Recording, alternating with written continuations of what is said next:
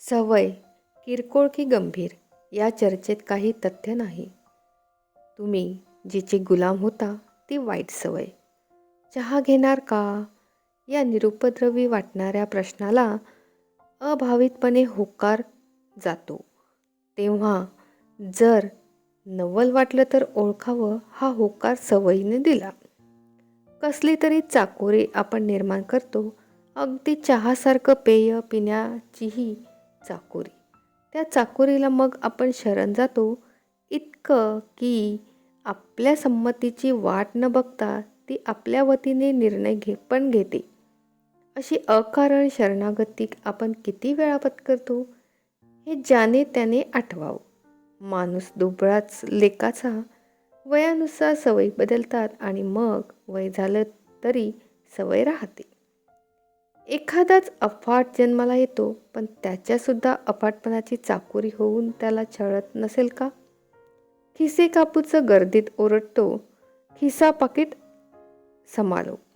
लोक अभावितपणे आपली पाकिटं बघतात आणि खिसा कापणाऱ्यांना लोकांचं पाकिट ठेवण्याचा खिसा समजतो. किती दमता तुम्ही? या एका वाक्याची माणसाला किती भूक असते हे सांगता येणार नाही. 10 माणसांचा स्वयंपाक करून दमलेल्या बाईला पण एवढं एकच वाक्य हवं असतं आणि कामावरून आलेल्या पुरुषाला पण. इतर कितीही गरजा असोत, पण हे एवढं फक्त एकच वाक्य ऐकायची ज्याला भूक आहे, त्या पुरुषाने आपल्या बायकोला कधीही नोकरीला लावू नये. पुरुषाला स्वयंपाक येऊ नये आणि बाईला नोकरी करता येऊ नये. एकमेकांच्या कर्तृत्वाचे प्रांत एकमेकांना अनभिज्ञच हवे, तरच एकमेकांच्या कर्तबगारीचं कौतुक टिकतं. त्यात काय आहे, हे मी पण करीन. पण भाव संपला. स्पर्धा आली, कौतुक संपलं. तुलना आली, साथ संपली. स्वत्वाची जाणीव आली. शृंगार आणि वैराग्य एकत्र नांदत नाही. त्याप्रमाणे संशय आणि भक्ती. वैराग्य केवळ तारुण्यावर आघात करीत असेल, पण संशय उभ्या आयुष्याची राख रांगोळी करतो.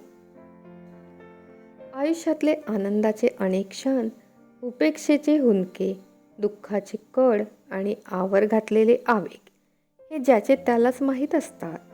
एखादा तरी साक्षीदार अशा उन्मळून टाकणाऱ्या क्षणी जवळ असावा, यासारखी इच्छा पुरी न होणे यासारखा शाप नाही. पण साक्षीदार मिळून त्याला त्यातली उत्कंठा न कळणं यासारखी वेदना नाही. त्यापेक्षा एकलेपणाचा शाप परवडला. युनिफॉर्म या गोष्टीबद्दल मी लहानपणापासूनच धसकाच घेतला आहे. शाळेतला गणवेशसुद्धा त्यात आलाच. Ticket checker, police, Gurkha, nurses, sister, military, navy, BEST, नाव अकारण लावणारे कंडक्टरसुद्धा. एक पोस्टमन वगळला तर बाकीच्या या थोर मंडळीपासून मी कायम दूर राहायची धडपड करतो. समोर उभा राहणारा माणूस आपण त्याच्या अंगावर ओरडण्यासाठी जन्माला आलाय हे युनिफॉर्म शिकवतो. माझं लक्ष नेहमी वर्तमानपत्राच्या 3ऱ्या, 4थ्या आणि शेवटच्या पानाकडे असतं. खून, मारामाऱ्या, अपघात, आज तेल गडप, उद्या तांदूळ असल्या बातम्या मी वाचत नाही.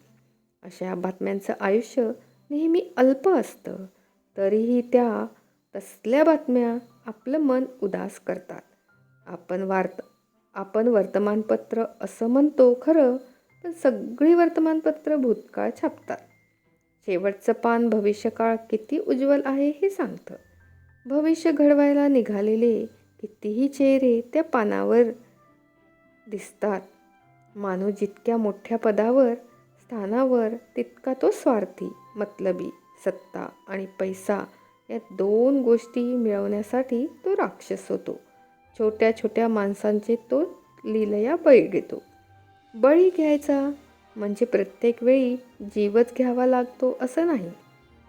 निरनिराळ्या स्तरावर छोट्या छोट्या माणसांना वाकायला नाचायला लावणं हेही बळी घेण्यासारखंच. मोठ्यातला मोठा माणूस जेव्हा त्यांचं मोठेपण विसरतो तेव्हा. त्याच्या इतका क्रूर प्राणी दुसरा कुणीही होऊ शकत नाही. अशी ही मोठमोठी माणसं छोट्या माणसांना करार करून बांधून घेतात. सुरक्षितता आणि स्थैर्य शोधणाऱ्या माणसांना प्रारंभी हे करार वरदान वाटतात आणि करार संपेपर्यंत स्वास्थ्याची चटक लागून आपण गुलाम कधी झालो हे कळत पण नाही. गुलामीत स्थिर होणं म्हणजेच बळी जाणं.